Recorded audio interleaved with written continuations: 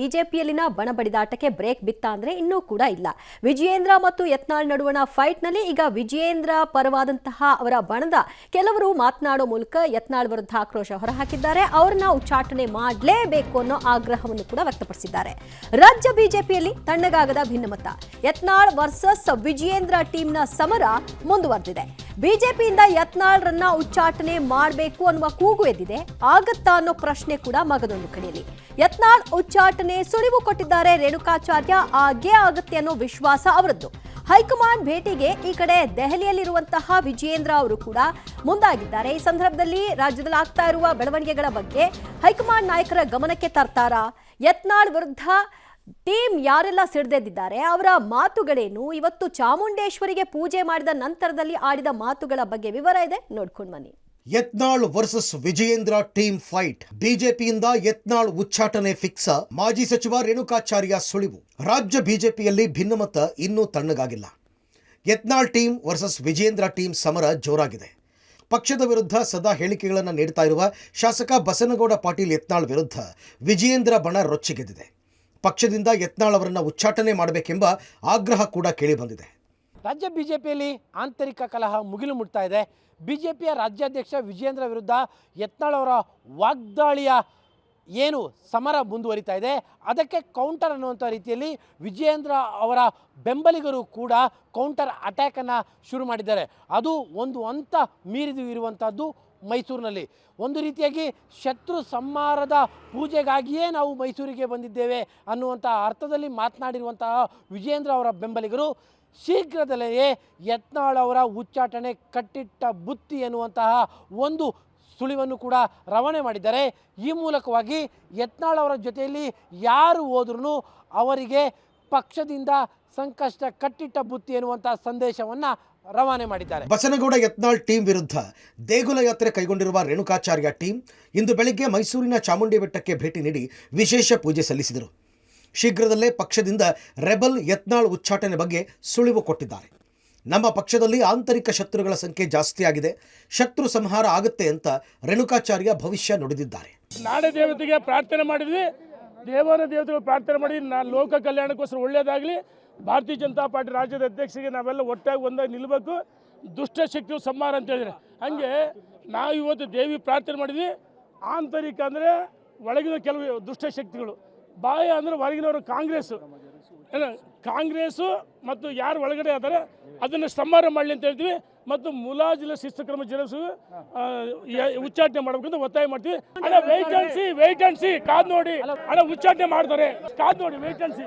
ಭಾರತೀಯ ಜನತಾ ಪಕ್ಷದಲ್ಲಿ ಕೆಲವು ದುಷ್ಟಶಕ್ತಿಗಳು ನಮಗೆ ಆಂತರಿಕವಾಗಿ ಬಾಹ್ಯವಾಗಿ ಕಾಡ್ತಾ ಇದ್ದಾವೆ. ಆ ದುಷ್ಟಶಕ್ತಿಗಳ ನಿಗ್ರಹ ಆಗಬೇಕು. ಮಹಿಷಾಸುರನ ಮರ್ದಿನಿ ಹೇಗಾಯಿತು ಹಾಗೆ ಆಗಬೇಕು ಅನ್ನೋಂಥ ದೃಷ್ಟಿಯಲ್ಲಿ ನಾವೆಲ್ಲ ಇವತ್ತು ಭಾರತೀಯ ಜನತಾ ಪಕ್ಷದ ಪರವಾಗಿ ಪಕ್ಷದ ಸಂಘಟನೆಗಾಗಿ ಪಕ್ಷದ ಬಲವರ್ಧನೆಗಾಗಿ ನಾವೆಲ್ಲ ತಾಯಿ ಆಶೀರ್ವಾದಕ್ಕೆ ಬಂದಿದ್ದೀವಿ. ಖಂಡಿತ ಆಗುತ್ತೆ. ತಾಯಿ ಆಶೀರ್ವಾದ ಮಾಡಿದರೆ ಆಗದೇ ಇರೋದು ಯಾವುದಿದೆ? ಇವತ್ತು ಲೀಡರ್ ವಿತೌಟ್ ಫಾಲೋಯರ್. ಲೀಡರ್ ಯಾವಾಗ ಆಗ್ತಾನೆ ಅಂದರೆ ಫಾಲೋಯರ್ಸ್ ಇದ್ದಾಗ. ಬೀದರ್ ಜಿಲ್ಲೆಯಿಂದ ಪ್ರಾರಂಭ ಮಾಡಿದ್ದಾರೆ. ಅವ್ರ ಹಿಂದೆ ಯಾವ ಫಾಲೋಯರ್ಸು ಇಲ್ಲ. ಭಾರತೀಯ ಜನತಾ ಪಕ್ಷದ ಯಾವ ಕಾರ್ಯಕರ್ತರಾಗಲಿ, ಅಧ್ಯಕ್ಷರುಗಳಾಗಲಿ, ಮಾಜಿ ಶಾಸಕರುಗಳಾಗಲಿ ಯಾರೂ ಇಲ್ಲ. ಅಂದರೆ ಏಕಾಂಗಿಯಾಗಿ ತಾನೇ ಸ್ವಯಂಕೃತ ಲೀಡ್ರು ಅಂತ ಹೇಳ್ಕೊಂಡು ಹೋದರೆ ಲೀಡರ್ ಆಗೋದಿಲ್ಲ. ಮಿಸ್ಟರ್ ಹಿಲಿ, ನಾನು ಹಳ್ಳಿಯಿಂದ ಬಂದಿರ್ತಕ್ಕಂಥವನು, ನನಗೆಲ್ಲವೂ ಗೊತ್ತಿದೆ. ಓರಿ ಆಯ್ತಣ್ಣ, ಈ ರೀತಿ ಬ್ಲ್ಯಾಕ್ ಮೇಲ್ ಮಾಡಿ ಬೆದರಿಕೆ ಹಾಕಿ ನಾನು ಜಗ್ಗಲ್ಲ, ಕುಗ್ಗಲ್ಲ, ಬಗ್ಗಲ್ಲ. ಇದು ಯಾರ್ದು? ಯಡಿಯೂರಪ್ಪಂದು ಧ್ವನಿ. ಆ ಧ್ವನಿಯಾಗಿ ಅದೇ ರೀತಿ ನಾನು ನಿಮಗೆ ಎಚ್ಚರಿಕೆಯನ್ನು ಕೊಡ್ತಾ ಇದ್ದೀನಿ. ಲಕ್ಷಾಂತರ ಕೋಟಿಗಟ್ಟಲೆ ಕಾರ್ಯಕರ್ತರಿದ್ದಾರೆ. ಇಂಥ ಜಗ್ಗಲ್ಲ, ಬಗ್ಗಲ್ಲ, ಇಂಥ ಬ್ಲಾಕ್ ಮೇಲ್ ರಾಜಕಾರಣ ಕೈ ಬಿಡಬೇಕು. ಇಷ್ಟೇ ಅಲ್ಲದೆ ಮೈಸೂರಿನಲ್ಲಿ ವಿಜಯೇಂದ್ರ ಟೀಮ್ ಸುದ್ದಿಗೋಷ್ಠಿ ವೇಳೆ ಹೈ ಡ್ರಾಮಾವೇ ನಡೆದಿದೆ. ಬಿಜೆಪಿಯಲ್ಲಿ ಪ್ರತ್ಯೇಕ ಸಮರ ಸಾರಿರುವ ಯತ್ನಾಳ್ ನಡೆಗೆ ವಿಜಯೇಂದ್ರ ಬಣದ ಕಾರ್ಯಕರ್ತರು ಸಿಡಿದೆದ್ದಿದ್ದಾರೆ. ಯತ್ನಾಳ್ ಅವರನ್ನ ಪಕ್ಷದಿಂದ ಉಚ್ಚಾಟನೆ ಮಾಡಿ ಬಿಸಾಕಿ ಅವರದ್ದು ಮುಖವಾಡದ ಹಿಂದುತ್ವ ಅಂತ ಕಾರ್ಯಕರ್ತರು ಆಗ್ರಹಿಸಿದ್ದಾರೆ. ಕೆಲಕಾಲ ಗೊಂದಲದ ವಾತಾವರಣ ನಿರ್ಮಾಣವಾಯಿತು. ನಾಯಕರು ಕಾರ್ಯಕರ್ತರನ್ನ ಸಮಾಧಾನ ಪಡಿಸಿದರು.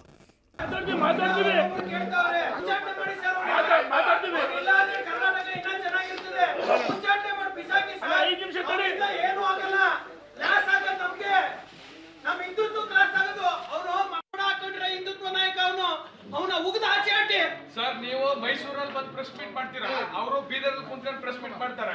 ನೀವಿಬ್ರು ಬಂದ ಕಾರ್ಯಕರ್ತರಿಗೆ ನೋವು. ಹೈಕಮಾಂಡ್ಗೆ ದೂರು ಕೊಡ್ತಾರಾ ವಿಜಯೇಂದ್ರ? ಯತ್ನಾಳ್ ವಿರುದ್ಧ ಕ್ರಮಕ್ಕೆ ಒತ್ತಾಯಿಸುವ ಸಾಧ್ಯತೆ. ಈ ಮಧ್ಯೆ ದೆಹಲಿಯಲ್ಲಿರುವ ಬಿಜೆಪಿ ರಾಜ್ಯಾಧ್ಯಕ್ಷ ವಿಜಯೇಂದ್ರ ಹೈಕಮಾಂಡ್ ನಾಯಕರನ್ನ ಭೇಟಿಯಾಗಿ ಯತ್ನಾಳ್ ಅಂಡ್ ಟೀಮ್ ವಿರುದ್ಧ ದೂರು ನೀಡುವ ಸಾಧ್ಯತೆ ಇದೆ. ಅಧಿವೇಶನಕ್ಕೂ ಮುನ್ನ ಪಕ್ಷ ವಿರೋಧಿಗಳ ವಿರುದ್ಧ ಕ್ರಮಕ್ಕೆ ಒತ್ತಾಯಿಸುವ ಸಾಧ್ಯತೆ ಇದೆ.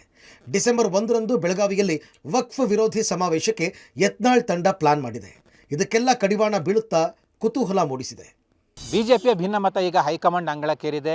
ಬಿಜೆಪಿ ರಾಜ್ಯಾಧ್ಯಕ್ಷ ವಿಜೇಂದ್ರ ಅವರು ದೆಹಲಿಗೆ ಹೋಗಿದ್ದು ಅಲ್ಲಿ ಹೈಕಮಾಂಡ್ ಗಮನಕ್ಕೆ ರಾಜ್ಯದ ಪರಿಸ್ಥಿತಿಯನ್ನು ವಿವರಣೆ ಕೊಡ್ತಾರೆ. ಮುಖ್ಯವಾಗಿ ಯತ್ನಾಳ್ ಸಂಬಂಧಪಟ್ಟಂತೆ ಏನೆಲ್ಲ ನಡೀತಾ ಇದೆ, ಯತ್ನಾಳ್ ಕಾಟ ತಡೆಯೋಕ್ಕಾಗಲ್ಲ, ಇನ್ಮೇಲೆ ಆಗೋದಿಲ್ಲ ಅನ್ನುವಂತಹ ವಿಚಾರವನ್ನು ಕೂಡ ಹೈಕಮಾಂಡ್ ಮುಂದೆ ಇಟ್ಟು ಯತ್ನಾಳ್ ಅವರ ವಿರುದ್ಧ ಕ್ರಮ ಆಗಲೇಬೇಕು ಅನ್ನುವಂತಹ ಒತ್ತಾಯವನ್ನು ಕೂಡ ಮಾಡಿದ್ದಾರೆ ಅಂತಲೂ ಕೂಡ ಹೇಳಲಾಗ್ತಾ ಇದೆ. ಅಧಿವೇಶನಕ್ಕೂ ಮುನ್ನವೇ ಪಕ್ಷ ವಿರೋಧಿಗಳ ವಿರುದ್ಧ ಕ್ರಮ ಮಾಡಬೇಕು ಅನ್ನುವಂತಹ ಮನವಿಯನ್ನು ಕೂಡ ವಿಜೇಂದ್ರ ಅವರು ಮಾಡಿಕೊಂಡಿದ್ದಾರೆ. ಇತ್ತ ಬೀದರಿಂದ ಆರಂಭ ಆದಂತಹ ರೆಬೆಲ್ಸ್ ವಕ್ಫ್ ಹೋರಾಟ ಡಿಸೆಂಬರ್ 1ನೇ ತಾರೀಕು ಬೆಳಗಾವಿ ಮುಟ್ತಾ ಇದೆ. ಬೆಳಗಾವಿಯಲ್ಲಿ ಬೃಹತ್ ಸಮಾವೇಶ ಕೂಡ ಮಾಡ್ತಾ ಇದ್ದಾರೆ. ಇದಕ್ಕೆ ಅವಕಾಶ ಮಾಡಿಕೊಡಬಾರ್ದು ಅನ್ನುವಂಥ ಧೋರಣೆಯೂ ಕೂಡ ಈ ಒಂದು ದೂರಿನಲ್ಲಿ ಇದೆ ಅಂತ ಹೇಳಲಾಗಿದೆ. ಬಿಜೆಪಿಯಲ್ಲಿ ಬಂಡಾಯ, ಪ್ರಿಯಾಂಕ್ ಖರ್ಗೆ ಲೇವಡಿ, ತಾಕತ್ತಿದ್ರೆ ಯತ್ನಾಳ್ ಉಚ್ಚಾಟನೆ ಮಾಡಲಿ ಅಂತ ಸವಾಲ್. ಇನ್ನು ಬಿಜೆಪಿಯಲ್ಲಿನ ಬಂಡಾಯಕ್ಕೆ ಸಚಿವ ಪ್ರಿಯಾಂಕ್ ಖರ್ಗೆ ಲೇವಡಿಯಾಡಿದ್ದಾರೆ. ವಿಜಯೇಂದ್ರಗೆ ತಾಕತ್ತಿದ್ರೆ ಮೊದಲು ಯತ್ನಾಳ್ ಉಚ್ಚಾಟನೆ ಮಾಡಲಿ ಅಂತ ಸವಾಲ್ ಹಾಕಿದ್ದಾರೆ. ಬಿಜೆಪಿಯಲ್ಲೇ ಎರಡೂ ಬಣಗಳ ಮಧ್ಯೆ ಫೈಟ್ ನಡೆದಿದೆ. ಬಿಜೆಪಿ ಕಾರ್ಯಕರ್ತರೇ ಯತ್ನಾಳ್ ಅರೆಹುಚ್ಚ ಎಂದಿದ್ದಾರೆ ಅಂತ ಸಚಿವ ಪ್ರಿಯಾಂಕ್ ಖರ್ಗೆ ಗೇಲಿ ಮಾಡಿದ್ದಾರೆ. ಇವ್ರಿಗೆ ನಿಜವಾಗ್ಲೂ ಶಕ್ತಿ ಇದ್ರೆ ವಿಜೇಂದ್ರ ಅವರಿಗೆ ಯತ್ನಾಳ್ ಅವರಿಗೆ ಉಚ್ಚಾಟನೆ ಮಾಡ್ರಿ ನೋಡೋಣ ಅಂತ. ಅವಾಗ ಹೌದಪ್ಪ ನೀವು ಇದು ಮಾಡ್ತೀರಂತ. ಬಿಜೆಪಿ ಹಾಸನ್ನಿನ ಪ್ರಮುಖ ನಾಯಕರು ಪಬ್ಲಿಕ್ನಲ್ಲಿ ರಕ್ತದಲ್ಲಿ ಬರೆದು ಕೊಟ್ಟು ಯತ್ನಾಳ್ ಅರೆ ಹುಚ್ಚ ಅಂತ ಹೇಳಿದ್ರು. ಒಟ್ಟಾರೆ ಬಿಜೆಪಿ ಒಳಗೆ ಆಂತರಿಕ ಕಲಹವಂತೂ ಹೆಚ್ಚಾಗಿದ್ದು, ಅದಕ್ಕೆ ಬಿಜೆಪಿ ಹೈಕಮಾಂಡ್ ಮುಲಾಮು ಹಚ್ಚುವವರೆಗೆ ಇದು ಹೀಗೆ ಮುಂದುವರಿಯುವುದು ನಿಶ್ಚಿತ. Bureau report, public TV.